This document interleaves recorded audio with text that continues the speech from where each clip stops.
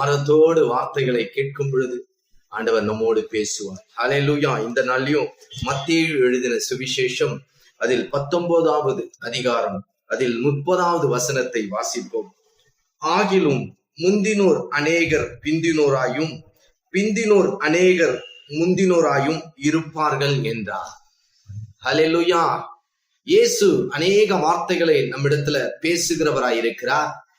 அவர் நம்மிடத்துல பேசுகிற ஒவ்வொரு வார்த்தைகளுமே நம் இருதய பலகையில எழுதி கொண்டால் அது நலமாயிருக்கும். இந்த நாளில் ஆண்டவர் சொல்லுகிற காரியம், முந்தினோர் அநேகர் பிந்தினோராய் மாறின ஒரு காரியத்தை குறித்து வேதத்தின் அடிப்படையில இன்னைக்கு உலக மனிதர்கள் ஆவிக்குரிய வாழ்க்கையில இருக்கிற நம்மை குறித்து தான் ஆண்டவர் சொல்லுகிறார்.